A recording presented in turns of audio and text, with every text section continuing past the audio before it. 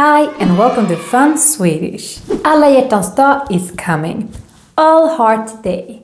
This is how we say Valentine's Day in Swedish. The Swedish way of celebrating this day isn't so different from other countries. Some people go on a date with their partners and some people just ignore this day. But whatever you do on Valentine's Day, there are some small things that can be good to know about Alla hjärtans dag and dating in Sweden. What do we eat on Alla hjärtans dag? You will notice that the days before den 14 februari, all the supermarkets sell this little box of jelly hearts, geléhjärtan. Geléhjärtan means jelly hearts. Some people buy them for their loved ones, some buy them for their children, and some buy them for themselves. I think I have only bought them for myself or for my lovely Swedish students. No matter who you buy them for, I really recommend you to wait until the day after, because they're always on sale. But of course, risking that your partner gets mad at you. Another thing that not everybody eats, but is still very appropriate for this day is Shliks. Shliks is this brownie-looking thing that has some riven kokos sprinkled on the top. And this brownie doesn't only spread love in your tummy, it also spreads love with its name. Kärlek means love in Swedish. And mums is the word we use when we think that something is delicious or yummy. So you could translate kärleksmums to love yummies. Kärleksmums är mums filibabba. Again, this mums means yummy, and this expression mums filibabba, I don't know where it comes from, but it's also used when you want to say that something is really, really delicious. Like kärleksmums. You could eat kärleksmums the whole year round, but it would be extra appropriate for Alla hjärtans dag. What do we say on Alla hjärtans dag? Jag ska äta geléhjärtan hemma själv på Alla hjärtans dag. Or, jag åt för mycket geléhjärtan på Alla hjärtans dag. Or, jag hatar Alla hjärtans dag. And then we have other phrases that are a bit more happy. Jag tycker om dig, I like you. Jag gillar dig, I like you. And yes, both expressions mean I like you, and you can use them interchangeably. Du är snygg. You're hot, good looking, handsome. Du är söt. You're cute. Du är vacker. You're beautiful. You could use these phrases both for men and women, but you would never use du är snygg for babies or for pets. Guess who? Another phrase, jag är kär i dig. I have a crush on you. And then, if you want to take it to the next level with your special one, jag älskar dig. I love you. In Swedish, we only have one way to say I love you. I know that in some other countries, like Spanish for example, you have two ways, te quiero or te amo, where te amo is stronger, and you would perhaps use it more for your special one, while te quiero can also be used for friends or family. While in Swedish, we would use jag älskar dig for family, friends and crushes. If we ever say it, since we're famous for being very cold here. But anyway, these differences in languages can sometimes cause a lot of misunderstandings. Like it happened to a Swedish friend of mine who had been dating a Peruvian girl for a couple of months. He really liked her and he wanted to say jag älskar dig, I love you, in Spanish. So he googled it in Spanish and got te quiero.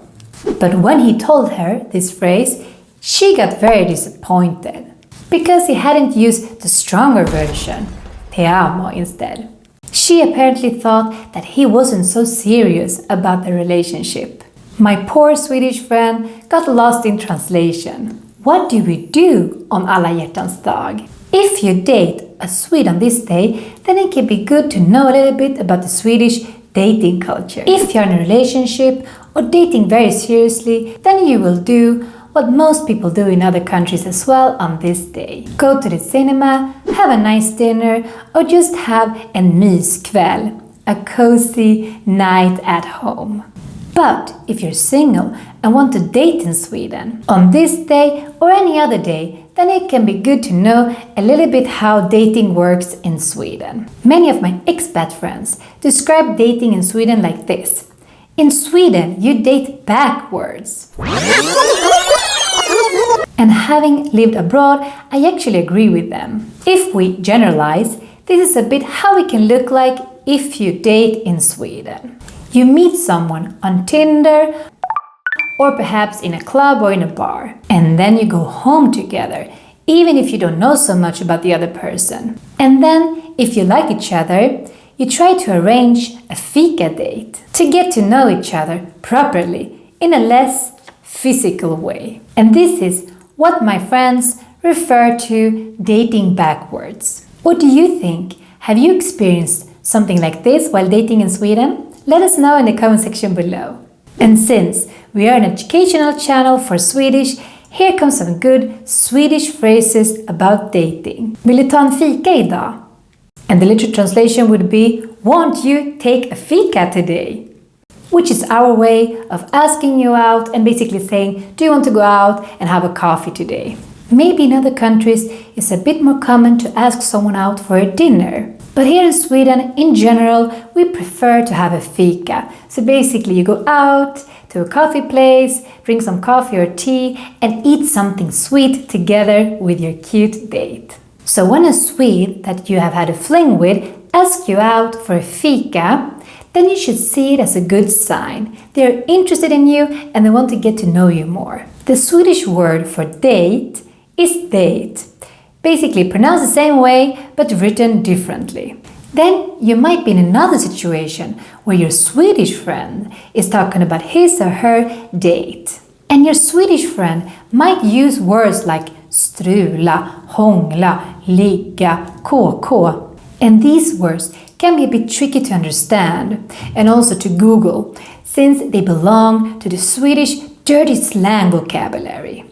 We also made another video about Shliks love words that is a little bit more child-friendly. You can check it out here. But if you want to learn more about the dirty slang vocabulary, then keep on watching. I'm gonna teach you these words today because otherwise you might get totally confused or end up in an awkward situation like it happened to me. So I grew up bilingual, speaking both Spanish and Swedish at home. But I wish that someone had taught me more Spanish slang words, because I was totally lost when I traveled abroad and met some Latino friends who use this kind of vocabulary. It really put me in awkward situations, asking my friends and even my Spanish-speaking grandma what these dirty words meant. No. So, let's have a look. Strula is a Swedish word and it kind of has different meanings depending on the context, but it's used a little bit like the English to hook up with someone. So, if your Swedish friend says, jag strulade med Anders igår, then they're basically saying that they hooked up with Anders yesterday. They probably hånglade, kissed with a lot of tongue, and perhaps did something more than that.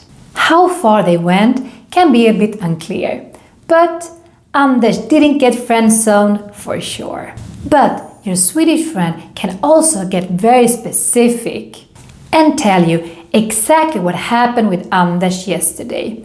Jag låg med Anders igår, which translates to I laid with Anders yesterday.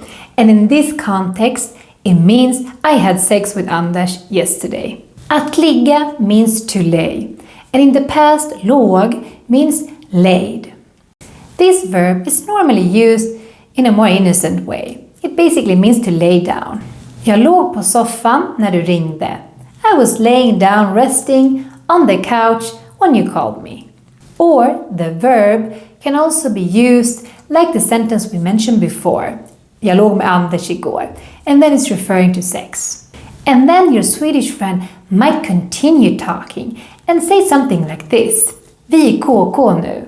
This can be very confusing. What does KK stand for? It kind of is like friends with benefits. Or this word. Very dirty.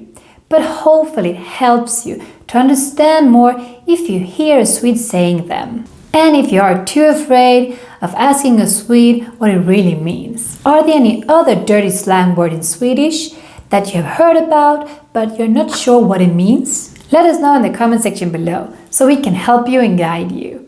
So, hope you like this video and hope it helps you to understand more about Valentine's Day and dating in Sweden. Tack så jättemycket, vi ses nästa vecka. Don't forget to put a like and subscribe if you haven't done it yet. Hej då!